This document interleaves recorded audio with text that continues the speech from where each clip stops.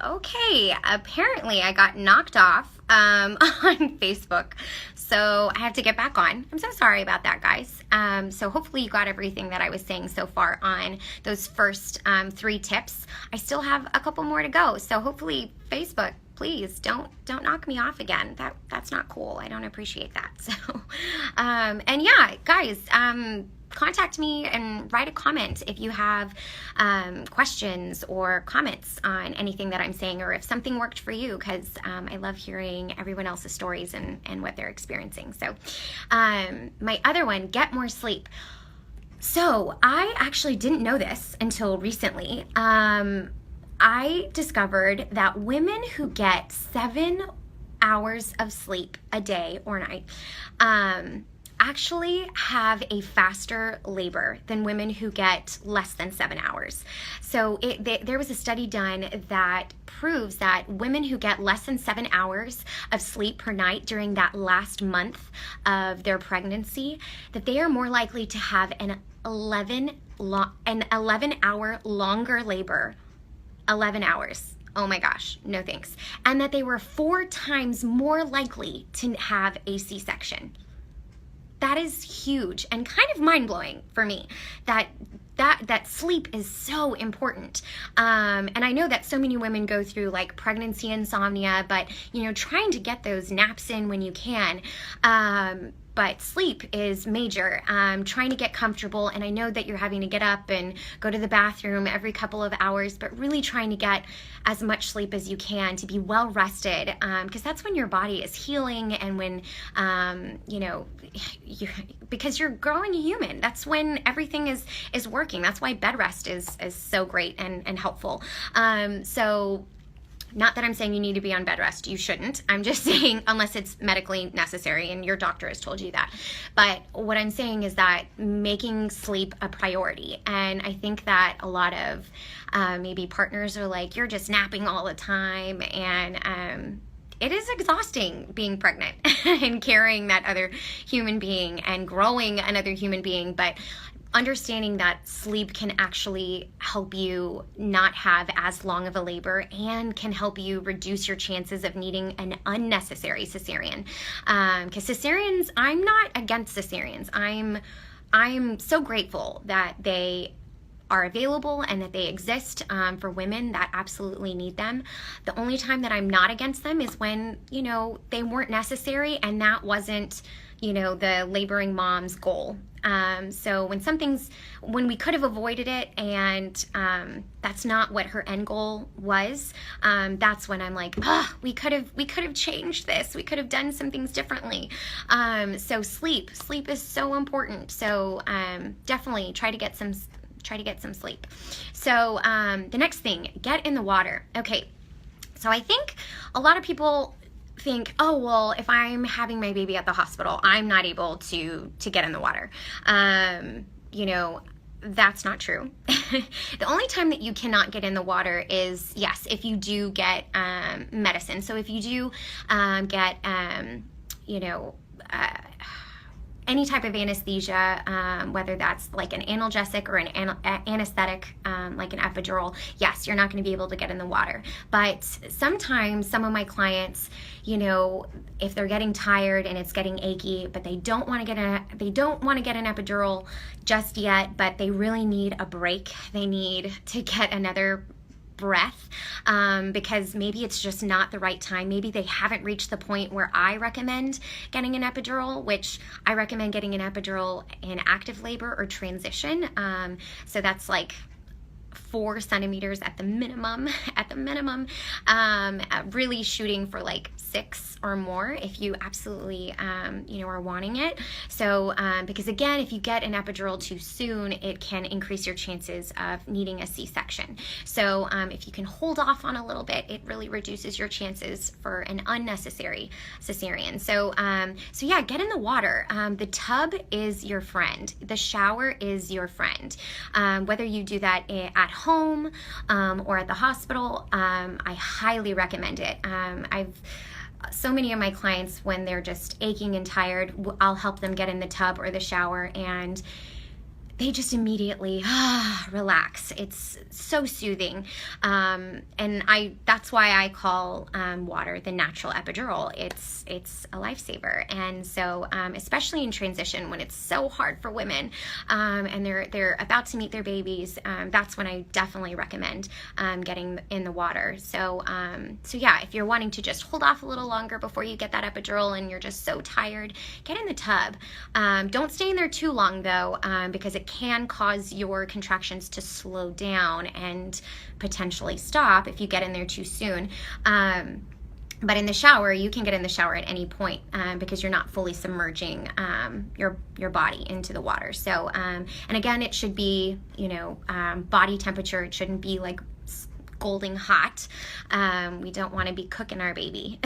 So, but just a nice, bath water, warm bath water. So definitely water. It's a great thing. It makes it so much easier for women. I highly recommend it. So do that. Massage. Get a massage. There are some women out there that do not like to be touched. However, in labor, I've noticed that they don't mind. They don't mind as much. Maybe that's because I'm a massage therapist, so I kind of know what I'm doing when I'm massaging somebody.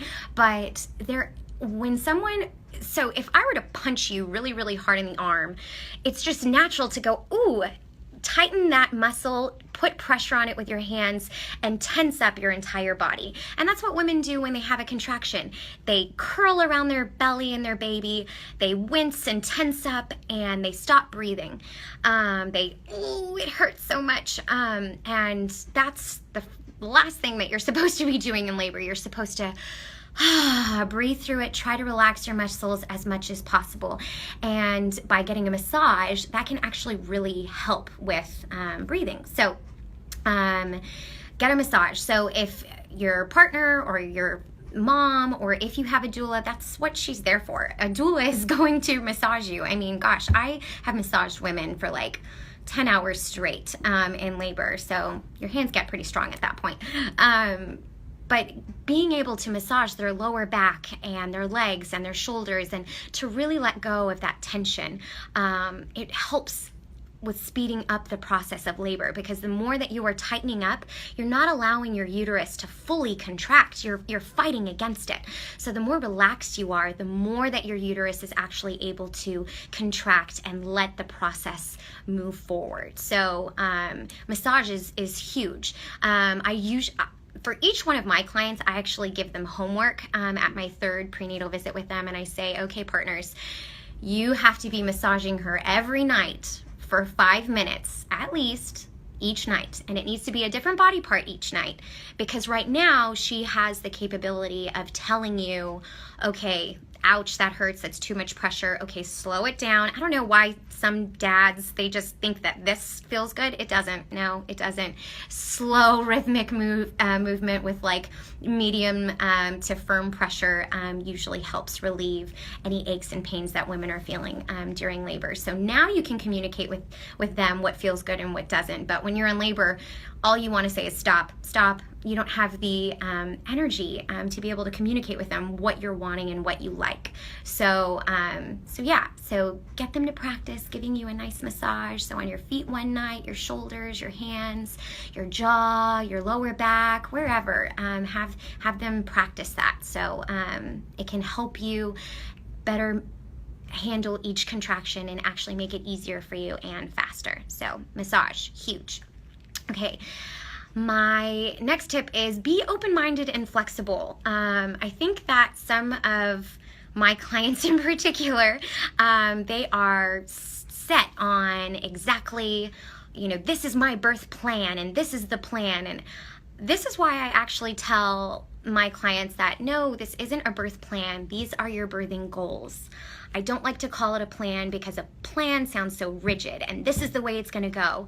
But with labor and birth, everything is unpredictable. You don't know what's going to happen. We can't control what's going on inside. We don't know if you have a shorter umbilical cord, or if the cord is wrapped around your baby's neck 3 times, or if your baby's breech, or you have placenta previa, or gestational diabetes, or all of those things we can't control. So so being open-minded and flexible and saying, hey, if everything went perfectly, this is what I want, and educating yourself on those options that are available to you, but also recognizing that birth is not predictable, and we can't guarantee a certain experience or outcome. If you do the things above, you may, increase your chances of having the birth that you want, but because you have to work for it. The women who just think, oh, it'll be easy and I'm going to go into this. I say, no, if you really want something, you have to practice and study and realize what it is that you want and work for it. But at the end of the day, realize that, I just am going to do the best I can, and be open-minded and flexible with my plan or, your goals. And again, a doula can really kind of help you through that process. I actually, one of our bloggers, Sarah, I was her quote-unquote doula on the phone, because she lives in Dallas and I'm in Houston, and I would tell her different things that was available to her. She would ask me and tell her, because yeah, I mean, you need to know what is available to you if something were to happen that you weren't expecting, because there's always usually more than one choice that is available. And if your care provider is saying this is the only choice, really think of the acronym BRAIN: the benefits, risks, any alternatives. Listen to your intuition and be able to say no, or maybe just not right now, so you can have some time to think about it. That's what I always ask. If they're like, you know what, right now we just have to break your water, that's the only option, say, okay, well, doctor, what are the benefits of breaking my water right now?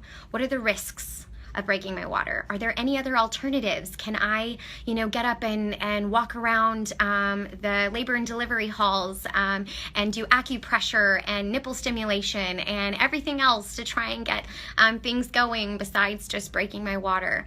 And just listen to your gut, because I think we don't give women enough credit. Like, what you're feeling and what is going on. Listen to yourself.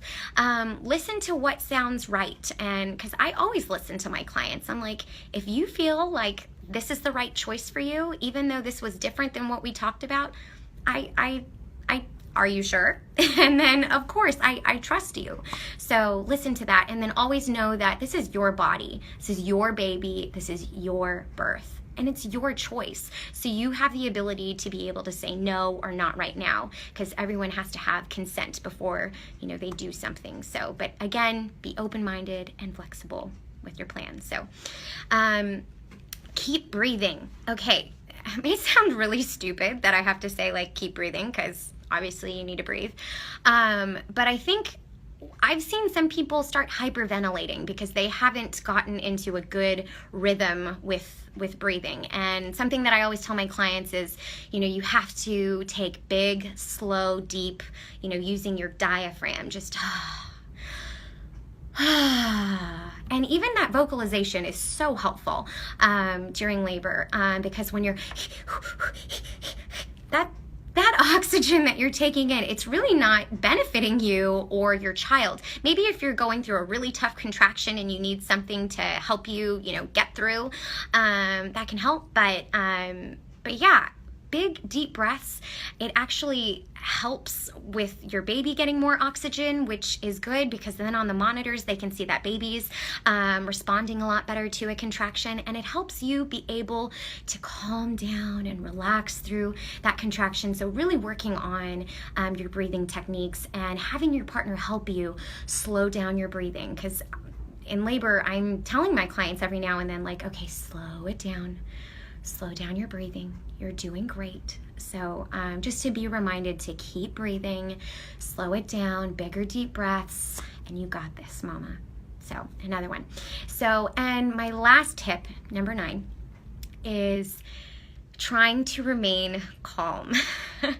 And that may not make sense when I say, like, try to remain calm, but the biggest thing that I try to let women know when they go into labor is that labor and birth is so much more in your mind than in between your legs. You have to be able to let go and surrender to the process, and not surrender like, oh, not in a negative way, but just to allow your body to do what it needs to do and not be so in control, to remain calm and understand that you've got this, you can do this. And the people that you have chosen to be around you, whether your family, your friends, your medical team, whoever that is around you, they have your back and they understand what you want and are there to help. So to try and remain calm, because that healthy mindset of, I can do this, I'm strong, because the women who are fearful and come into it with fear usually don't have the happiest experience. That fear follows them into their labor and delivery. But the women who remain calm, that are positive, I'm not saying it's guaranteed, yes, you're gonna have the best birth experience ever, because again, nothing is guaranteed when it comes to that, but they are able to have an easier time with labor because they have been able to recognize that this is something that it will be over soon. This isn't going to last forever. That's something that I also tell my clients in labor all the time. I'm like, this is not permanent. This is only temporary. What you are feeling right now is only temporary. And I know that it's difficult because it's like a marathon. However, you don't know what mile marker you're on in labor. So you may be like, oh, I've been doing this for 4 hours, 10 hours, 20 hours, but I don't know how much longer I have. And you're right, that is the hard part, is the unknown. But there are signs of things, besides, just dilation and effacement and station of your baby, that we can tell when you're making better progress. So remain calm. You've got this. I promise you will meet your baby soon. And, it's going to be wonderful. So, but again, following these 9 tips in my previous video, I know Facebook knocked me off earlier, but if you follow those things, I promise that you will have a much better experience and reduce your chances of unnecessary interventions and have that easier and potentially faster birth experience. But anyway, I hope you guys are having a wonderful evening. I know that the elections are on tonight. I'm going to be watching. So I hope you all have a great evening, and yeah, I'll be in touch soon. Bye.